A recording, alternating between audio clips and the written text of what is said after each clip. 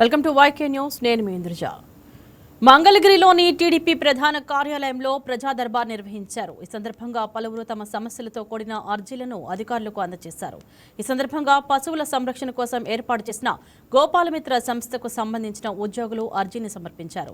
యువగళం పాదయాత్రలో మంత్రి నారా లోకేష్ తమకు జీతాలు పెంచుతామని హామీ ఇచ్చారని తెలిపారు. ఈ నేపథ్యంలో తమకు ఉద్యోగ భద్రత, పిల్లల భవిష్యత్తుకు మార్గం చూపాలని, ప్రాణహాని జరిగితే ఇన్సూరెన్స్ వంటి మార్పులు చేయాలని కోరుతూ అర్జీని సమర్పించారు.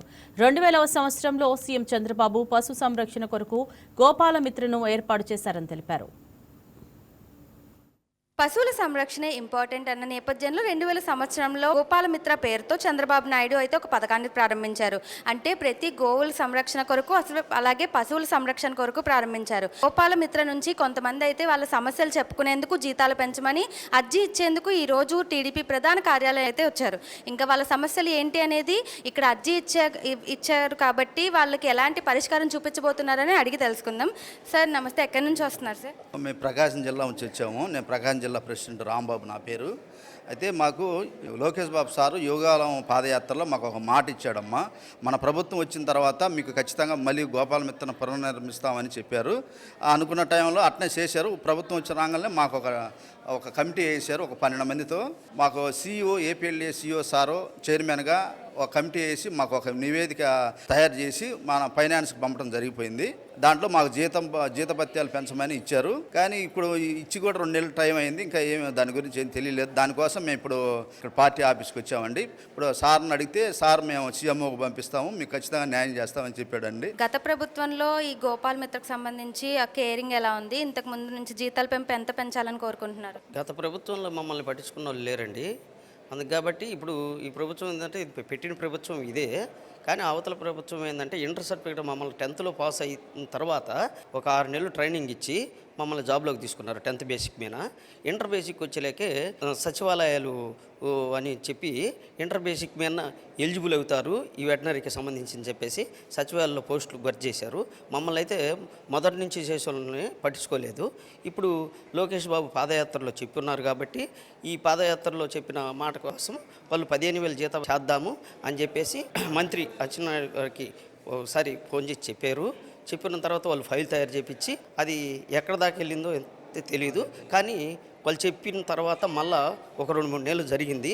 దాన్ని మళ్ళీ ఏం పట్టించుకోలేదని చెప్పేసి మళ్ళీ ఒకసారి అర్జీ ఇచ్చి గుర్తు చేద్దామని చెప్పేసి ఇక్కడికి వచ్చామండి. అందుకని చేసాము, అర్జీ ఇచ్చాము. ఇప్పుడు కొల్లు రవీంద్ర గారి ఆధ్వర్యంలో అర్జీ ఇవ్వడానికి వచ్చారు కదా, ఎక్కడి నుంచి వచ్చారు? ఆయన ఎలాంటి పరిష్కారం చూపిస్తానని చెప్పారు? 2000 సంవత్సరం నుంచి మేము గోపాలమిత్రగా చేస్తున్నానండి. 2007లో 1200 చేశారు. అక్కడ నుంచి మళ్ళీ తర్వాత 2000 చేశారు. తర్వాత 3500 చేశారు. చంద్రబాబు నాయుడు 2018 దీపావళి కానుక కింద 2018లో 6500 చేశారు. తర్వాత వైసీపీ ప్రభుత్వం వచ్చినా మమ్మల్ని పట్టించుకోలేదు. చంద్రబాబు ప్రభుత్వం ఇప్పుడు వచ్చిన తర్వాత ఫస్ట్ వచ్చిన కొత్తలు కలిస్తే గ్యారెంటీగా మీకు చేస్తాము, 100 రోజులు అవ్వాలి, కనీసం 100 రోజులు ముందు మన స్టాండర్డ్ అవ్వాలి కదా, మేము ఖచ్చితంగా చేస్తామన్నారు. మరి 100 రోజులు అవుతుంది, 2 ఏళ్ళు నిండుతుంది, దగ్గర 2 ఏళ్ళు అవుతుంది కదా. ఫైనాన్స్ దాంట్లో ఉంది మా ఫైలు, దాన్ని కొద్దిగా మూవ్మెంట్ చేయాలని మేము కోరుతున్నాం. ఈ జీతాల పెంపు మాత్రమే కాకుండా ఇంకా ఎలాంటి మార్పులు కోరుకుంటున్నారు? జో భద్రత, జీతాల పెంపు ఉంది మెయిన్. అదే ఇవాళ ఆర్థిక ఇబ్బందులను బట్టి 6,500 ఏ మూల కబరు ఆర్థిక ఇబ్బందుల వల్ల కొద్ది జీతం పెంచమని మేము కోరుకున్నాం. చూశారు కదా, ఈరోజు టీడీపీ ప్రధాన కార్యాలయంలో కొల్లు రవీంద్ర గారి ఆధ్వర్యంలో అయితే వీళ్ళ అర్జీలు తీసుకోవడం అయితే జరిగింది. వీళ్ళకి తగిన పరిష్కారం కూడా చూపిస్తామని చెప్పారు. అలాగే యువగల నాయకుడు లోకేష్ పాదయాత్రలో కూడా వీళ్ళకి మాట ఇచ్చిన దాని ప్రకారం ఖచ్చితంగా జీతాల పెంపు అయితే ఉండబోతుందని, అలాగే జీతాల పెంపు మాత్రమే కాకుండా ఉద్యోగ భద్రత, అలాగే వీళ్ళ పిల్లల భవిష్యత్తుకు కూడా ఏదో ఒక మార్గం చూపిమని అయితే వీళ్ళు అడగడానికి వచ్చారు. వీడియో జర్నలిస్ట్ పవన్తో Harika, YK news, Vijayawada.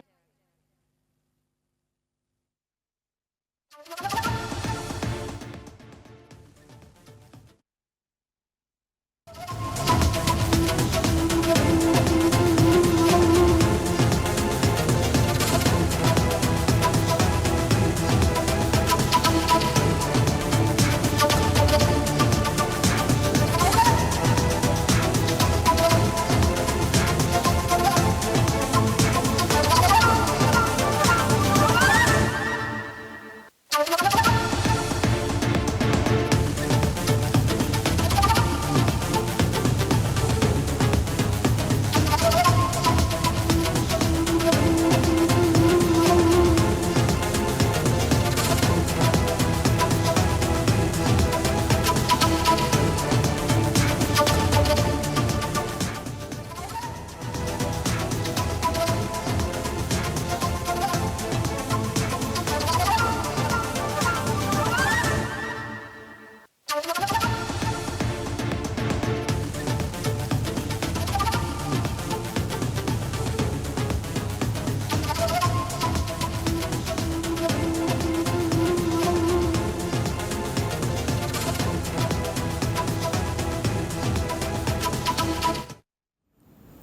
Breaking news చూస్తున్నాం. తమిళనాడు అసెంబ్లీ ఎన్నికల ఫలితాలు చూస్తుంటే హంగ్ ఏర్పడే అవకాశాలు స్పష్టంగా కనిపిస్తున్నాయి. ప్రస్తుతం 105 స్థానాల్లో లీడ్లో టీవీకే పార్టీ ఉంది. అయితే విజయ్ అభ్యర్థులు ఆధిక్యంలో ఉన్న స్థానాల్లో 3000 లోపు మెజార్టీతో 11 సీట్లు ఉన్నాయి. అలాగే 2000 లోపు మెజార్టీతో 12 సీట్లు ఉన్నాయి. మరో 8 స్థానాల్లో టీవీకే అభ్యర్థులు 500 లోపు మెజార్టీతో కొనసాగుతున్నారు. అయితే సుమారు 30కి పైగా స్థానాల్లో పరిస్థితి ఎప్పుడైనా మారే అవకాశం ఉంది. టీవీకే అభ్యర్థులకు స్వల్ప మెజార్టీలు ఉండడం ఇప్పుడు లీడ్ తగ్గే అవకాశం కనిపిస్తోంది. తమిళనాడులో మ్యాజిక్ ఫిగర్ 118 చేరుకోవడం టీవీకేకి కష్టంగా కనిపిస్తోంది. అయితే టీవీకేకి 90 నుండి 95 మధ్య వస్తే కాంగ్రెస్ లెఫ్ట్ పార్టీలతో కలిసి వెళ్లినా ప్రభుత్వ ఏర్పాటు చేయడం కష్టమేనని అంటున్నారు. అన్నా డీఎంకే లేదా డీఎంకేని కలుపుకొని వెళ్తేనే టీవీకేకు ప్రభుత్వ ఏర్పాటు సాధ్యమని రాజకీయ విశ్లేషకులు చెబుతున్నారు. ఈ పరిస్థితిలో టీవీకే పూర్తి స్థాయి మెజార్టీ సాధించడం అసాధ్యమని స్పష్టమవుతోంది.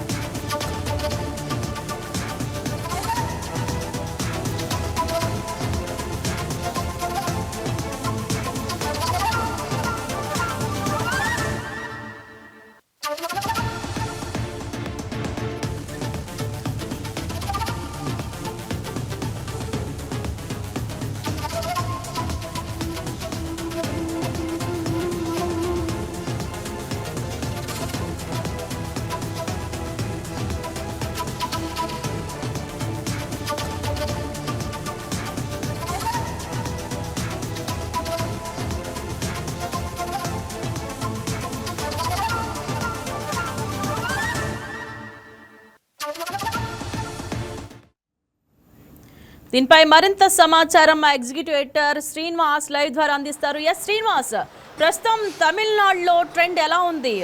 లీడ్స్ స్టేబుల్గా ఉన్నాయా? రైట్ ఇంద్రజ, మొత్తం దేశ రాజకీయాలంతా కూడా తమిళనాడు వైపు చూస్తున్నాయి.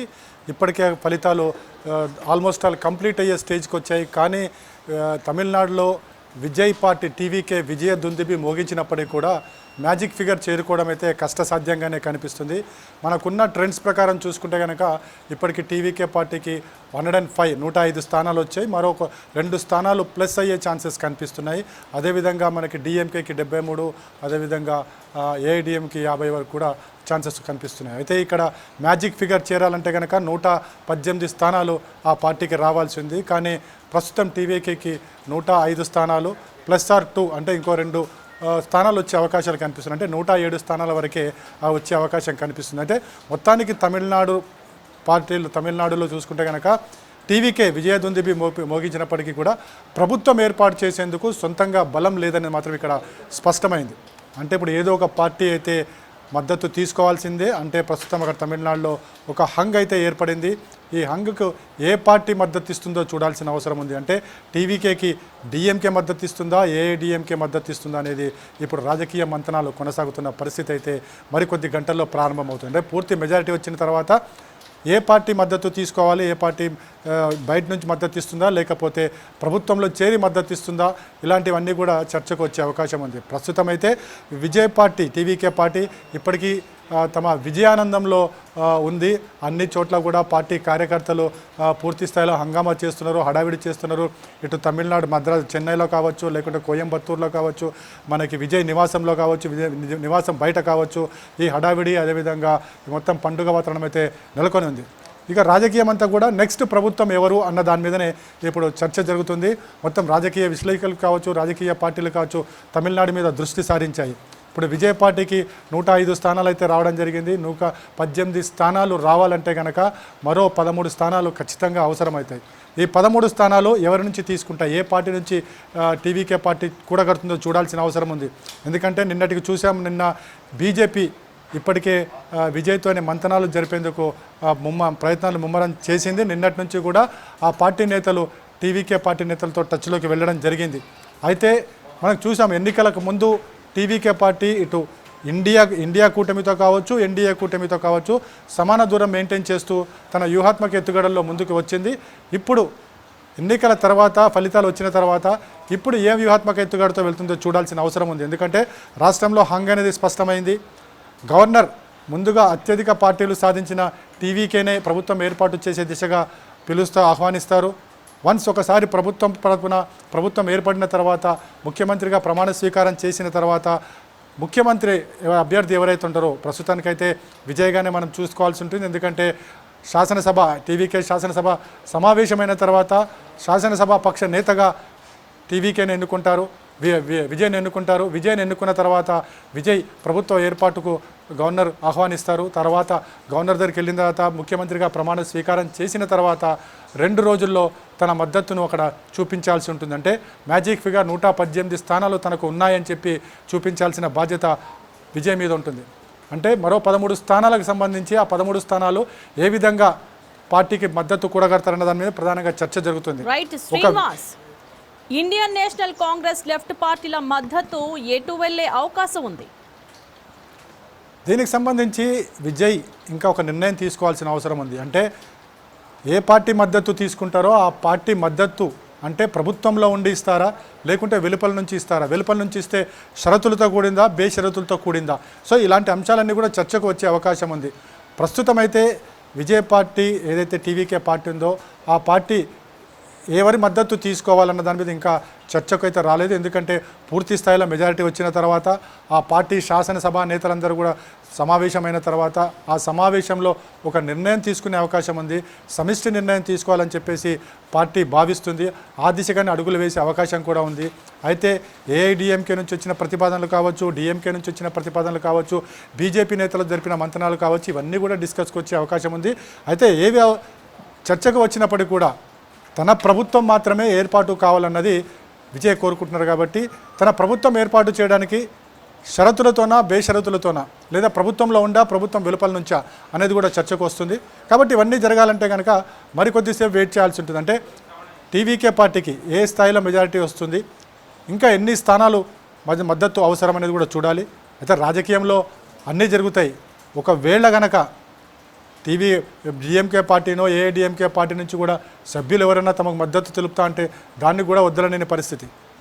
రాజకీయంలో అన్నీ సాధ్యమే. కాబట్టి ఈ ఎన్నికల పూర్తి ఫలితాలు వచ్చిన తర్వాత టీవీకే పార్టీకి ఎన్ని స్థానాలు సాధిస్తుంది, ఆ తర్వాత గవర్నర్ ఎవరిని ఆహ్వానించిన తర్వాత టీవీకే పార్టీ మిగతా స్థానాలకు సంబంధించి ఏ విధంగా మద్దతు కూడగొడుతుంది, ఇవన్నీ కూడా చర్చనీయాంశం అవుతాయి.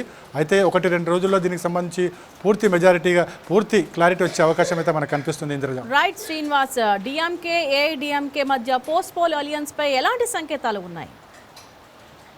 పోస్ట్ పోల్ అలియన్స్ సంబంధించి ఇద్దరు పార్టీలు అయితే ఎప్పటికీ కలిసే అవకాశం లేదు. ఒకటి డిఎంకే, ఒకటి ఏఐడిఎంకే, ఒకటి లెఫ్ట్ అయితే ఒకటి రైట్, ఆ విధంగా ముందు నుంచి కూడా కొనసాగుతున్న పార్టీ.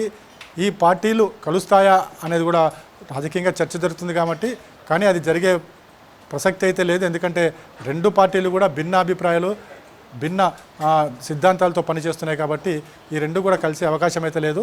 టీవీకి అత్యధిక స్థానాలు సాధించింది టీవీకేనే కాబట్టి టీవీకే పార్టీ కాబట్టి గవర్నర్ కూడా టీవీకే పార్టీనే ప్రభుత్వం ఏర్పాటుకు ఆహ్వానిస్తారు. ఇంద్రజ. రైట్ శ్రీనివాస్, అయితే ఇండిపెండెంట్లు ఈసారి కింగ్ మేకర్లుగా మారే పరిస్థితి ఉందా? తమిళనాడులో ఆ తరహా రాజకీయం అయితే లేదు. ఎందుకంటే అదర్స్ అనేవాళ్ళు ఒకరు మాత్రమే ఉన్నారు. ఒకరు ఇక అధికార పార్టీకే సహజంగా మద్దతు ఇచ్చే అవకాశం ఉంది. కాబట్టి వాళ్ళు ఎవరు కూడా కింగ్ మేకర్స్ అయ్యే ఛాన్స్ అయితే తమిళనాడు రాజకీయాలు అయితే కనిపించట్లేదు. ఇంద్రజ. రైట్, గ్రౌండ్లో శ్రీనివాస్, గ్రౌండ్లో పార్టీ వర్గాల రియాక్షన్ ఎలా ఉంది? అయితే ఒకటి మనకి కింది స్థాయిలో కార్యకర్తలు అయితే ఆనందం వెల్లువేస్తుంది, అదేవిధంగా పండుగ వాతావరణం నెలకొందని చెప్పొచ్చు. అయితే ఓటరు నాడిని పసిగట్టడంలో ఇటు డిఎంకే కావచ్చు, ఏఐడిఎంకే కావచ్చు, ఇక ఎగ్జిట్ పోల్స్ ఏవైతే నిర్వహించే ఆ సర్వే సంస్థలు కావచ్చు, పూర్తిగా విఫలమయ్యాయని చెప్పచ్చు. తమిళనాడు రాజకీయాలకు సంబంధించి ఎగ్జిట్ పోల్స్ కావచ్చు, మనం చూసాం ప్రీ పోల్ సర్వేలు కావచ్చు, ఇవన్నీ కూడా స్పష్టంగా చెప్పాయి డిఎంకే అధికారంలోకి వచ్చే ఛాన్స్ ఉంది. టీవీకే పార్టీకి కేవలం 10-18% ఓట్లు మాత్రమే వస్తాయంటే మహా అంటే 20 స్థానాల లోపు మాత్రమే వస్తాయని చెప్పేసి ఎగ్జిట్ పోల్స్ తమ సర్వేలో చెప్పడం జరిగింది. కానీ ఇక్కడ ఎగ్జిట్ పోల్స్ సర్వేస్ ఏవైతున్నాయో పూర్తిగా తల్లకిందులైన పరిస్థితి.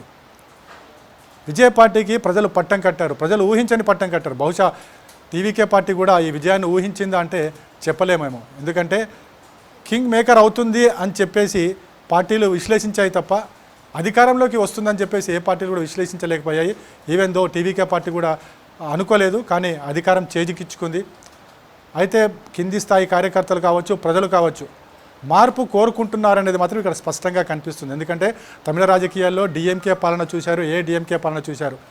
మహామహులైన మనకి కరుణానిధి పాలన చూశారు, ఎంజి రామచంద్ర పాలన కూడా చూశారు, స్టాలిన్ పాలన కూడా చూశారు. సో మార్పు కోరుకుంటున్నారనేది ఇక్కడ స్పష్టంగా కనిపిస్తుంది. అదేవిధంగా మార్పుకు తగ్గట్టు అక్కడ ఏవైతే ఎన్నికల హామీలు ఏవైతే ఉన్నాయో ఆ హామీలు కూడా టీవీకే పార్టీకి పూర్తి స్థాయిలో కలిసి వచ్చాయని చెప్పేసి మనం భావించాల్సి ఉంటుంది. మొత్తంగా అయితే తమిళ ప్రజలు ఈసారి మార్పు కోరుకున్నారు. అయితే మార్పు ఆ రెండు పార్టీలు డిఎంకే డిఐడిఎంకే కాదు, ఈసారి మూడో పార్టీని ఆహ్వానించారని చెప్పేసి మనకి ఈ రాజకీయం చూస్తే అర్థమవుతుంది. Indraja. Right, thank you Srinivas.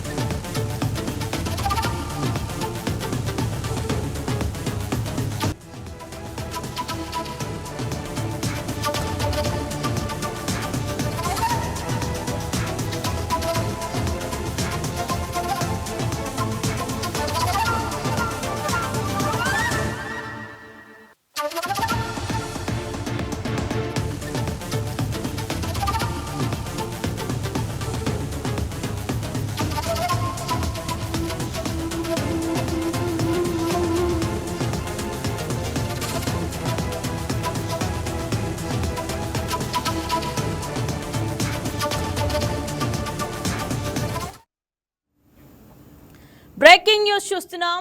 Tamil Nadu ఎన్నికల్లో పెను సంచలనాలు నమోదవుతున్నాయి. తాజా తమిళనాడు ముఖ్యమంత్రి స్టాలిన్ టీవీకే అభ్యర్థి చేతిలో చిత్తుగా ఓడారు. కొళత్తూరు నియోజకవర్గంలో నుంచి బరిలోకి దిగిన స్టాలిన్ టీవీకే అభ్యర్థి విఎస్ బాబు చేతిలో పరాజయం పాలయ్యారు. డిఎంకే అధినేత సీఎం స్టాలిన్ ఓడిపోవడంతో ఆ పార్టీ శ్రేణులు తీవ్ర ఆందోళనకు గురయ్యాయి. టీవీకే అభ్యర్థికి స్వల్ప మెజార్టీ రావడంతో రీకౌంటింగ్ నిర్వహించాలని డిమాండ్ చేస్తున్నారు.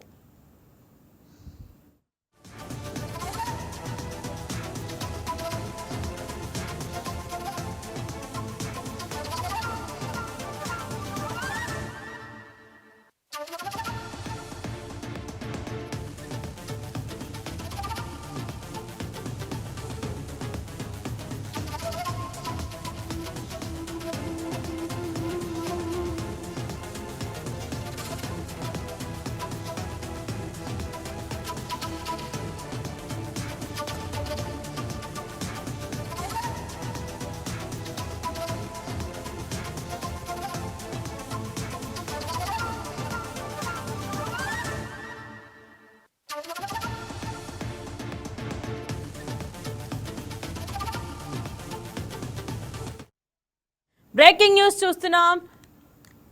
తమిళనాడు ఎన్నికల్లో పెను సంచలనాలు నమోదవుతున్నాయి. తాజా తమిళనాడు ముఖ్యమంత్రి స్టాలిన్ టీవీకే అభ్యర్థి చేతిలో చిత్తుగా ఓడారు. కొళత్తూరు నియోజకవర్గంలో నుంచి బరిలోకి దిగిన స్టాలిన్ టీవీకే అభ్యర్థి విఎస్ బాబు చేతిలో పరాజయం పాలయ్యారు.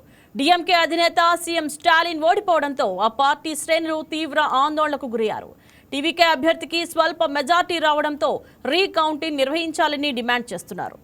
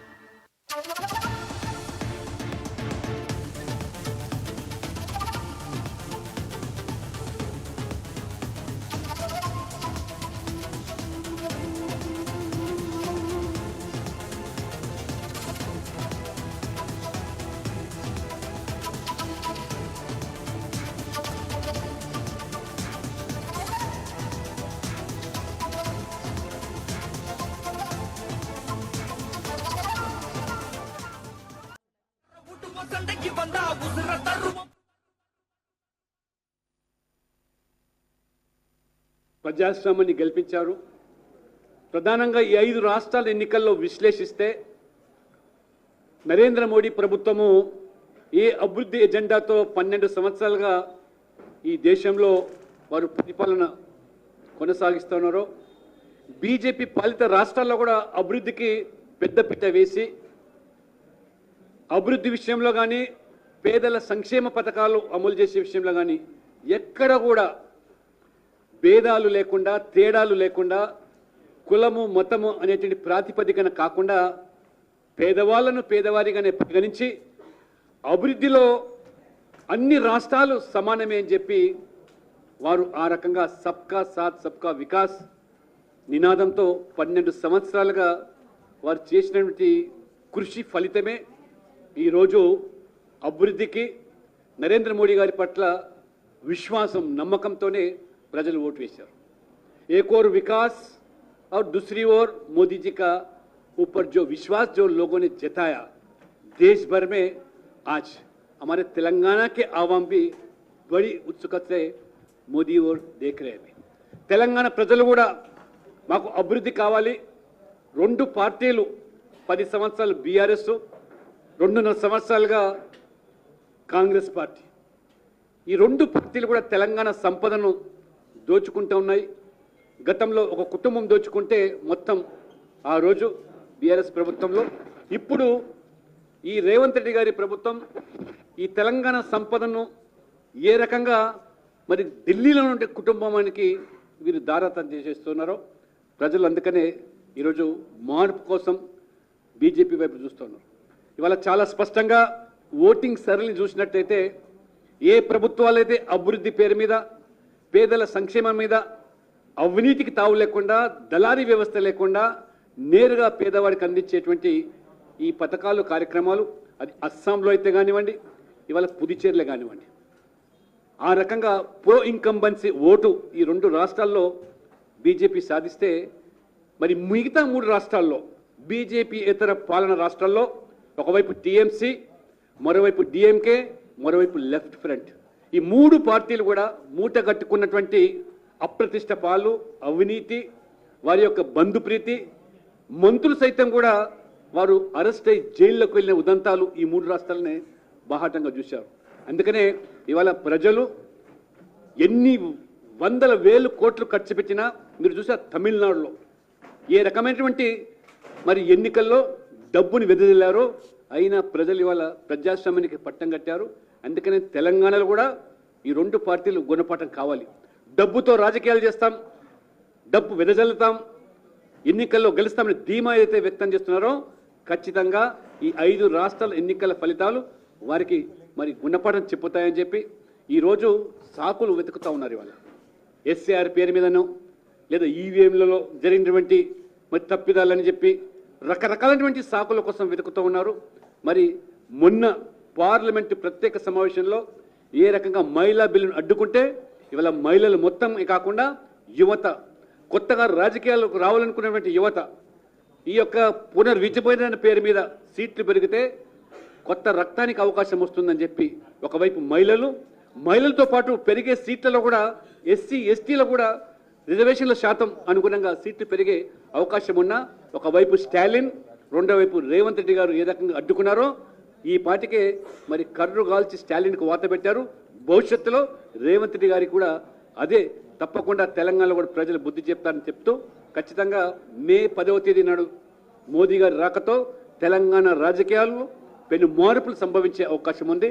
ప్రజలు ఏ నమ్మకం అయితే మోదీ గారి పట్ల విశ్వాసం వ్యక్తం చేస్తున్నారో తప్పకుండా బీజేపీని తెలంగాణలో రాష్ట్రంలో అధికారమే లక్ష్యంగా ఆ రకంగా తెలంగాణ ప్రజల ఆకాంక్షలను, తెలంగాణ ప్రజల ఆలోచన విధానకరంగా వాళ్ళ ఆశయాలను సాధించడానికి రాష్ట్ర పార్టీ కూడా ఖచ్చితంగా మరి ఈ యొక్క రాష్ట్రంలో బీజేపీని అధికారంలో తీసుకొచ్చి నరేంద్ర మోడీ గారికి కానుకగా ఇస్తామనేటువంటిది నమ్మకంతో వాళ్ళ రామచంద్ర గారి నేతృత్వంలో ఖచ్చితంగా వారి మొదటి రాక, మోదీ గారు 3 సార్లు ప్రధానమంత్రి అయిన తర్వాత, వారు అధ్యక్షులైన తర్వాత మొదటి రాక కాబట్టి ఖచ్చితంగా ప్రజలందరూ కూడా పెద్ద ఎత్తున తరలి రావాల్సిందిగా, అభివృద్ధి కార్యక్రమాలు ఈ 12 సంవత్సరాల్లో 15 లక్షల కోట్ల రూపాయలు తెలంగాణ కోసం మాత్రమే ఇవాళ నిధులు కల్పించి రైల్వే కానీ, నేషనల్ హైవే కానీ అనేకమైనటువంటి ప్రాజెక్టులు All India Institute of Medical Science మొదలుకుంటే గిరిజన విశ్వవిద్యాలయం ఇలాంటి మరి అనేకమంది అభివృద్ధి కార్యక్రమాలు పెద్దపీట వేసిన మోదీ గారి పట్ల ప్రజలు ఈరోజు సానుకూలత వ్యక్తమవుతుంది. కాబట్టి ప్రజలు కూడా మీరు ఆశీర్వదించాలని చెప్పి ఈ సందర్భంగా నేను కోరుతా ఉన్నాను. అందరికీ నమస్కారం. ఈరోజు శ్యామ్ ప్రసాద్ ముఖర్జీ గారు జన్మించినటువంటి వెస్ట్ బెంగాల్లో వారు కన్న కలలు నెరవేర్చినటువంటి నరేంద్ర మోడీ గారి నాయకత్వంలో భారతీయ జనతా పార్టీ అధికారం సాధించడం, వారి ఆత్మ ఈరోజు నిజంగా సంతోషంగా శాంతి చేకూరింది. గతంలో 2011లో ఒక్క సీటు కూడా లేనటువంటి వెస్ట్ బెంగాల్లో ఈరోజు విజయడంకా మ్రోగించి 2/3 మెజార్టీతో అక్కడ ప్రభుత్వాన్ని ఏర్పాటు చేస్తున్నామంటే అక్కడ ప్రజలు ఎంత పెద్ద ఎత్తునో భారతీయ జనతా పార్టీని, నరేంద్ర మోడీ గారి నాయకత్వాన్ని వారు ఎంచుకున్నారో దీన్ని బట్టి స్పష్టమవుతా ఉన్నది. అనేకమైనటువంటి సమస్యలు, ఇన్ఫిల్ట్రేషన్ దగ్గర నుంచి అక్కడ ఉన్నటువంటి పావర్టీ వరకు అక్కడ ప్రజలు ఒకటి పెద్ద సమస్యగా భావించినటువంటి ఇన్ఫిల్ట్రేషన్ని భారతీయ జనతా పార్టీ అడ్డుకుంటుందని, అక్కడ అనేక అభివృద్ధి కార్యక్రమాలతో పేదవారికి చేయూత దొరుకుతుందన్న పూర్తి విశ్వాసంతో ఈరోజు భారతీయ జనతా పార్టీకి గెలిపించారు. అదే మాదిరిగా అస్సాంలో మూడోసారి భారతీయ జనతా పార్టీని గెలిపించడం అంటే, అది కూడా 2/3 మెజార్టీతో గెలిపించడం అంటే ఇది సాధారణమైనటువంటి అంశం కాదు. నరేంద్ర మోడీ గారి నాయకత్వంలో పూర్తి విశ్వాసాన్ని దేశ ప్రజలు ఈరోజు చూపిస్తూ ఉన్నారు. మొన్నటికి మొన్న మహారాష్ట్రలో కానీ, ఢిల్లీలో కానీ, హర్యానాలో కానీ, ఈరోజు వెస్ట్ బెంగాల్ కానీ, ఒరిస్సా, అస్సాం కానీ, ఇప్పుడు పక్కన ఉన్నటువంటి ఒరిస్సా దగ్గర నుంచి అన్ని రాష్ట్రాల్లో ఒకటొకటిగా భారతీయ జనతా పార్టీ కైవసం చేసుకుంటూ, అదే మాదిరిగా ఈ ఎన్నికల తర్వాత మొదటిసారి తెలంగాణ రాష్ట్రానికి వారు కాలు మోపుతున్నారంటే ఖచ్చితంగా తెలంగాణ ప్రజానీకానికి ఒక దశాదిశ నిర్దేశించడానికి, భారతీయ జనతా పార్టీకి ఒక దశాదిశ నిర్దేశించడానికి, మరి ఇక్కడ ఒక సూచనప్రాయంగా వారు మరి ఇక్కడ ప్రజానీకానికి నేను ఉన్నాననేటువంటి భరోసా ఇవ్వడానికి వారు వస్తున్నటువంటి సందర్భంగా ఖచ్చితంగా రేపు రాబోయేటువంటి ఏ ఎన్నికైనా తెలంగాణ రాష్ట్రంలో ఖచ్చితంగా భారతీయ జనతా పార్టీ విజయం సాధిస్తుందని, మరి రామచంద్రరావు గారి నేతృత్వంలో రాబోయేటువంటి ఎన్నికల్లో భారతీయ జనతా పార్టీ తెలంగాణ రాష్ట్ర ప్రభుత్వాన్ని ఏర్పాటు చేస్తారన్న విశ్వాసంతో మరి వారికి ఘన స్వాగతం పలకడానికి ప్రజలంతా కూడా సమాయత్తమవుతున్న సందర్భంగా మరి అన్ని రాష్ట్రాలలో ఈ విజయాన్ని చేకూర్చి విజయాన్ని ఇచ్చినటువంటి ఆ ప్రజానీకానికి మరి ధన్యవాదాలు తెలియజేసుకుంటూ, నరేంద్ర మోడీ గారి నాయకత్వానికి, అమిత్ షా గారి నాయకత్వానికి మరి ధన్యవాదాలు తెలియజేసుకుంటూ అవకాశం ఇచ్చిన ధన్యవాదాలు తెలియజేస్తాను. Thank you.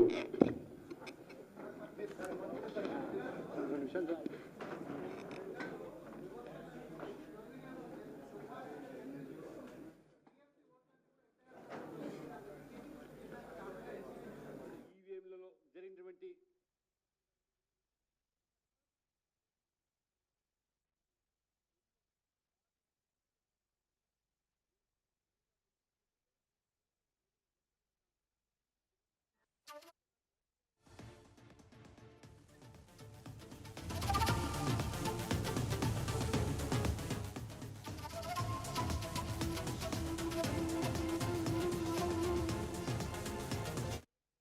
అనుగుణంగా సీట్లు పెరిగే అవకాశం ఉన్నా ఒకవైపు స్టాలిన్, రెండో వైపు రేవంత్ రెడ్డి గారు ఏ రకంగా అడ్డుకున్నారో ఈ పార్టీకే మరి కర్రు కాల్చి స్టాలిన్కు వాత పెట్టారు. భవిష్యత్తులో రేవంత్ రెడ్డి గారికి కూడా అదే తప్పకుండా తెలంగాణలో కూడా ప్రజలు బుద్ధి చెప్తారని చెప్తూ ఖచ్చితంగా మే 10వ తేదీ నాడు మోదీ గారి రాకతో తెలంగాణ రాజకీయాల్లో పెను మార్పులు సంభవించే అవకాశం ఉంది. ప్రజలు ఏ నమ్మకమైతే మోదీ గారి పట్ల విశ్వాసం వ్యక్తం చేస్తున్నారో తప్పకుండా బీజేపీని తెలంగాణలో రాష్ట్రంలో అధికారమే లక్ష్యంగా ఆ రకంగా తెలంగాణ ప్రజల ఆకాంక్షలను, తెలంగాణ ప్రజల ఆలోచన విధానం కూడా వాళ్ళ ఆశయాలను సాధించడానికి రాష్ట్ర పార్టీ కూడా ఖచ్చితంగా మరి ఈ యొక్క రాష్ట్రంలో బీజేపీని అధికారంలో తీసుకొచ్చి నరేంద్ర మోడీ గారికి కానుకగా ఇస్తామనేటువంటిది నమ్మకంతో వాళ్ళ రామచంద్ర గారి నేతృత్వంలో ఖచ్చితంగా వారి మొదటి రాక మోదీ గారు 3 సార్లు ప్రధానమంత్రి అయిన తర్వాత వారు అధ్యక్షులైన తర్వాత మొదటి రాక కాబట్టి ఖచ్చితంగా ప్రజలందరూ కూడా పెద్ద ఎత్తున తరలి రావాల్సిందిగా అభివృద్ధి కార్యక్రమాలు ఈ 12 సంవత్సరాల్లో 15 లక్షల కోట్ల రూపాయలు తెలంగాణ కోసం మాత్రమే ఇవాళ నిధులు కల్పించి రైల్వే కానీ, నేషనల్ హైవే కానీ అనేకమైన ప్రాజెక్టులు All India Institute of Medical Science మొదలుకుంటే గిరిజన విశ్వవిద్యాలయం ఇలాంటి మరి అనేకమంది అభివృద్ధి కార్యక్రమాలు పెద్దపీట వేసిన మోదీ గారి పట్ల ప్రజలు ఈరోజు సానుకూలత వ్యక్తమవుతుంది. కాబట్టి ప్రజలు కూడా మీరు ఆశీర్వదించాలని చెప్పి ఈ సందర్భంగా నేను కోరుతా ఉన్నాను.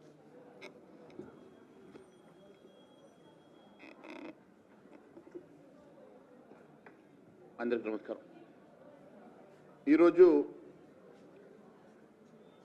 శ్యామ్ ప్రసాద్ ముఖర్జీ గారు జన్మించినటువంటి వెస్ట్ బెంగాల్లో వారు కన్న కలలు నెరవేర్చినటువంటి నరేంద్ర మోడీ గారి నాయకత్వంలో భారతీయ జనతా పార్టీ అధికారం సాధించడం,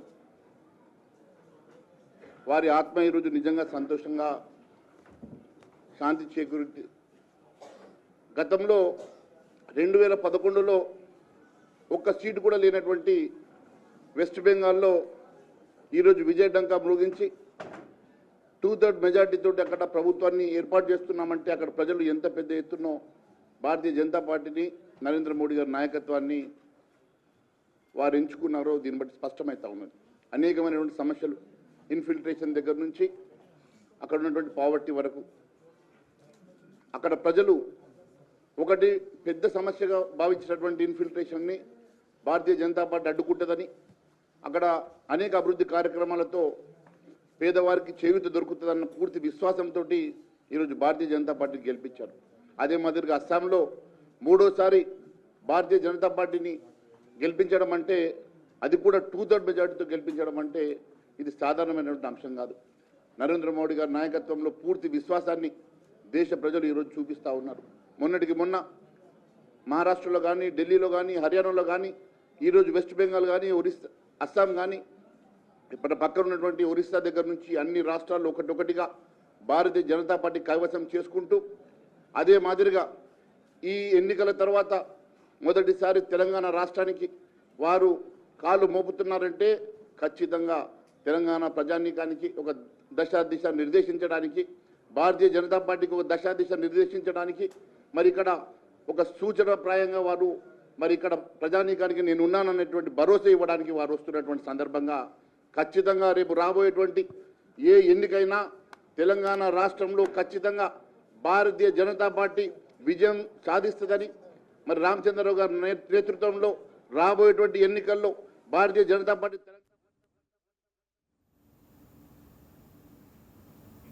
ఉమ్మడి గుంటూరు జిల్లా చుండూరు మండలంలోని మండూరు గ్రామంలో అర్హులైన రైతులకు రాజముద్రతో కూడిన పట్టాదారు పాసు పుస్తకాలను ఎమ్మెల్యే నక్క ఆనందబాబు అందజేశారు.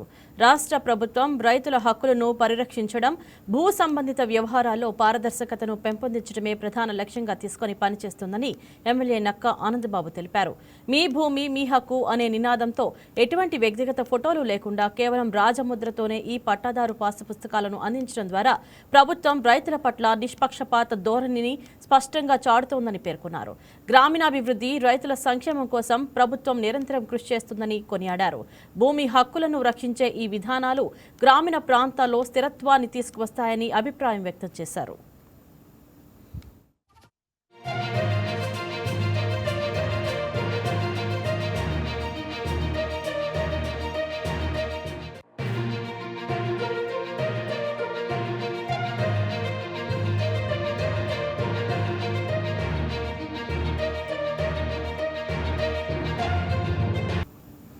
మంత్రి లోకేష్ 100 రోజుల ప్రణాళికతోనే విద్యారంగంలో విప్లవాత్మక మార్పులు సాధ్యమయ్యాయని టీడీపీ నేత కనపర్తి శ్రీనివాసరావు అన్నారు.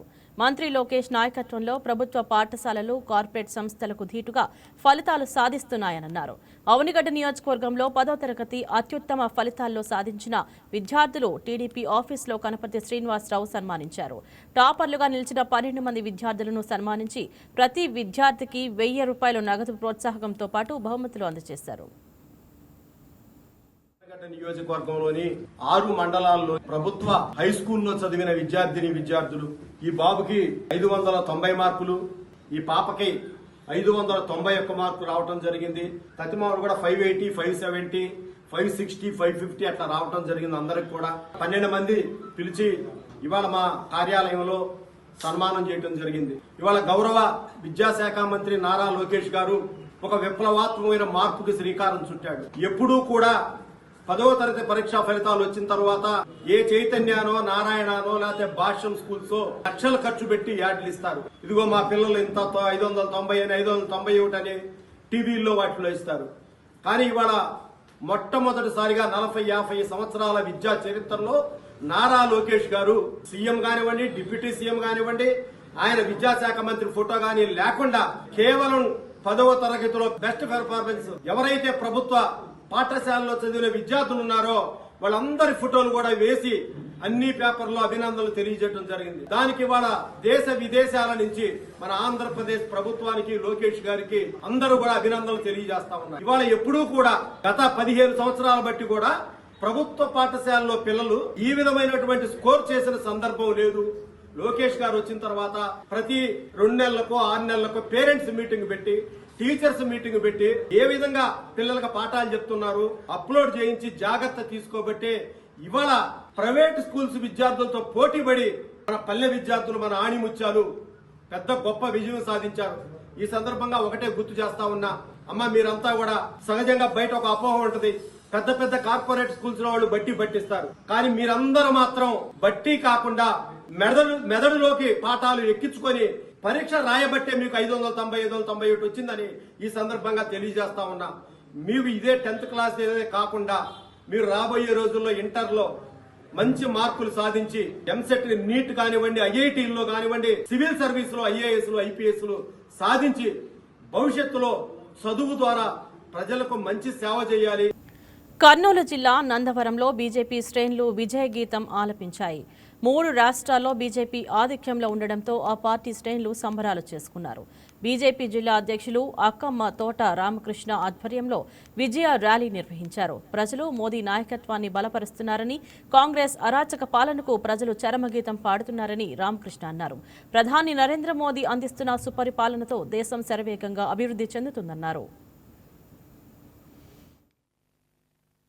ప్రతి ఎన్నికల్లో విజయడంకం మోగిస్తూ వస్తున్న మోదీ గారి నాయకత్వంలో పేద ప్రజలకు కావచ్చు, నాయకులకు కావచ్చు, అందరికీ కూడా ఏ విధంగా నేను ఒక సేవకునిగా సేవ చేసే భాగ్యం నాకు దేశ ప్రజలు ఇచ్చినారు అని చెప్పిన మహానుభావుడు మన ప్రియతమ నేత నరేంద్ర మోడీ గారు.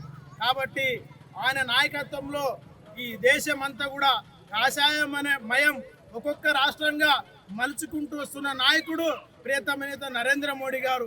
ఈ దేశంలో 22 రాష్ట్రాల్లో కాషాయ జెండా ఎగిరేసిన వీరుడు మన ప్రియతమ నేత నరేంద్ర మోడీ గారు అని చెప్పి కూడా గర్వంగా చెప్తున్నాం.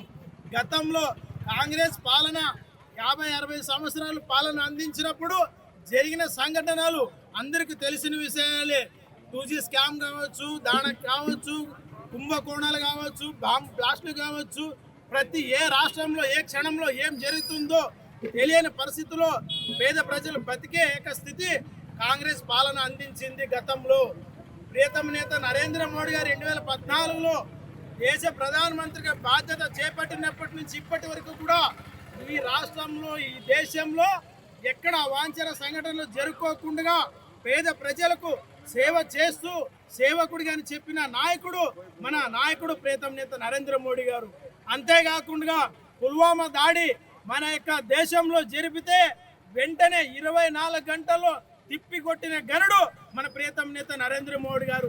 అంతేకాకుండా మొన్నటికి మొన్న జరిగినట్టు సంఘటన ఆపరేషన్ సింధూర్ తోటి ఒక రూపకల్పన చేసి ఒక మన భారతదేశం వీర మహిళలతోటి ఆ యొక్క ఏదైతే వాళ్ళు మన పైన దాడి చేసినారో దాడికి ప్రతి దాడి చేయించిన ఘనత మన ప్రియతమ నేత నరేంద్ర మోడీ గారిది.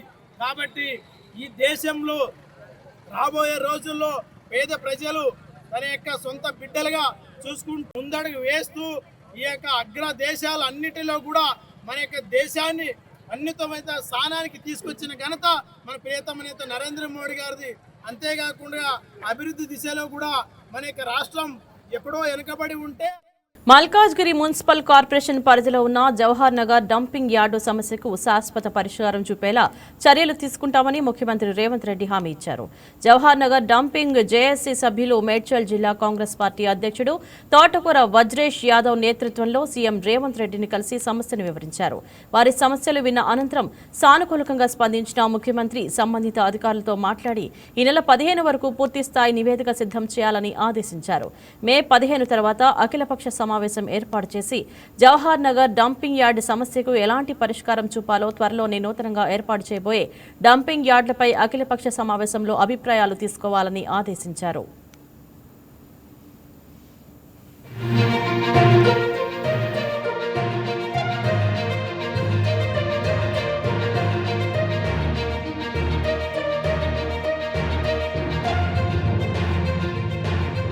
కర్నూలు జిల్లా ఎమ్మిగనూరు నియోజకవర్గంలో ఆధ్యాత్మిక సందడి నెలకొంది.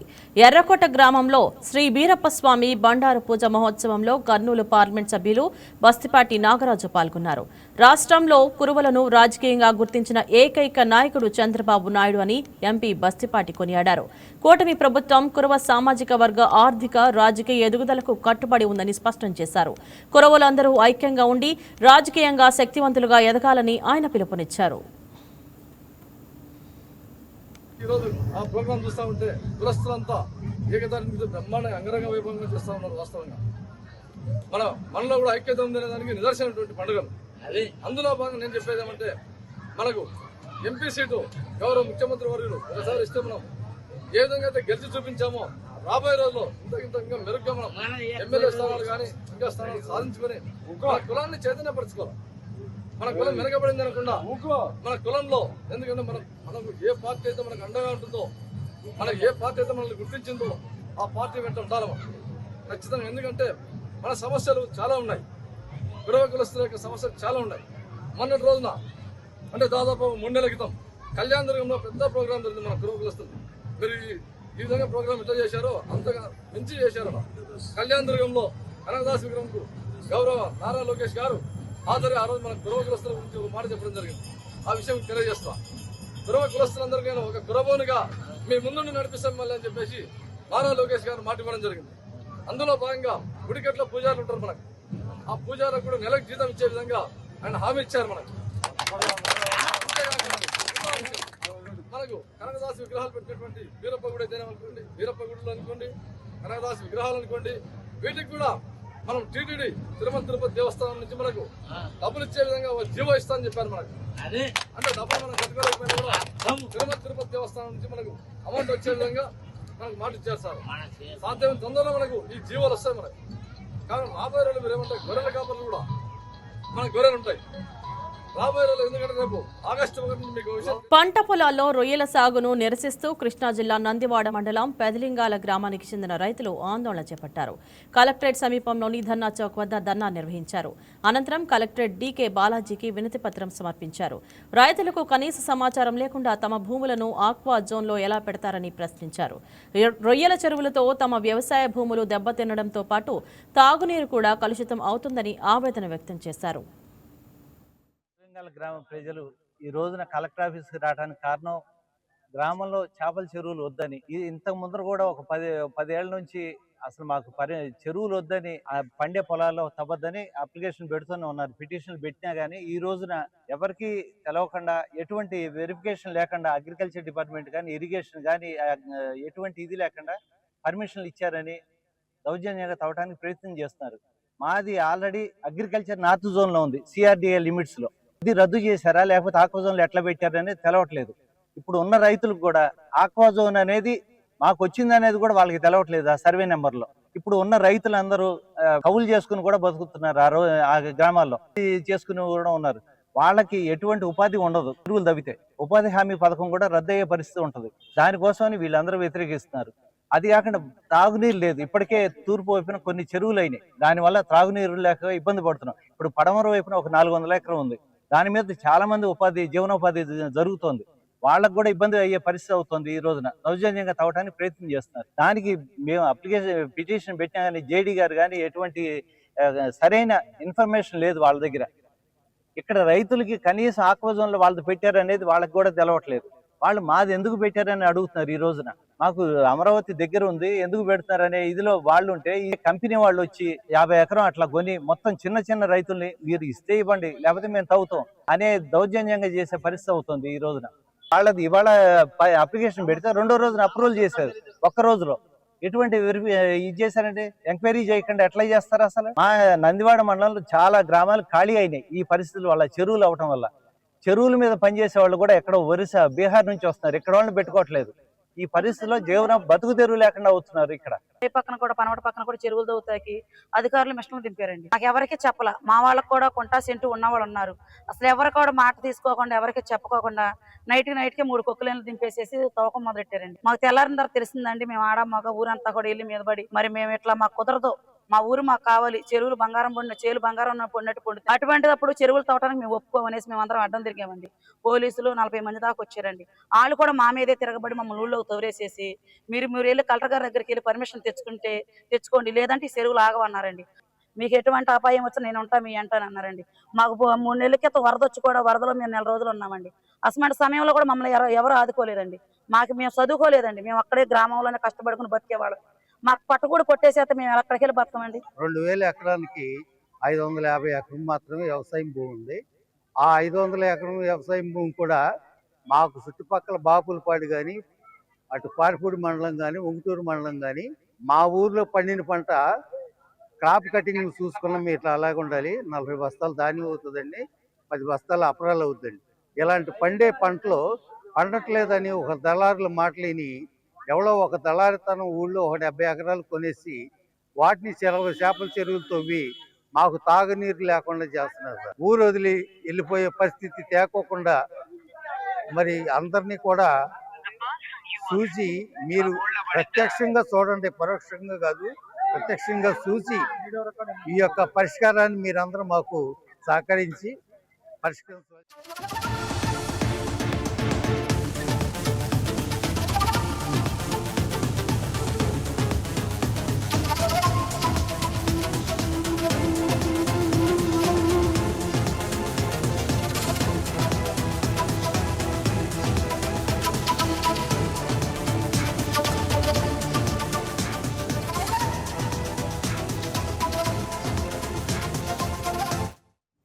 బ్రేకింగ్ న్యూస్ చూస్తున్నాం. ఆకివీడు రామాలయ నిర్మాణ అనుమతులపై హైకోర్టులో పిటిషన్ దాఖలైంది. గుడి నిర్మాణానికి ఇచ్చిన అనుమతులను సవాల్ చేస్తూ హైకోర్టులో పిటిషన్ దాఖలు చేశారు. అత్యవసరంగా విచారించాలని పిటిషనర్ అభ్యర్థించారు. ఈ నేపథ్యంలో పిటిషన్పై రేపు విచారణ చేపడతామని ఏపీ హైకోర్టు వెల్లడించింది.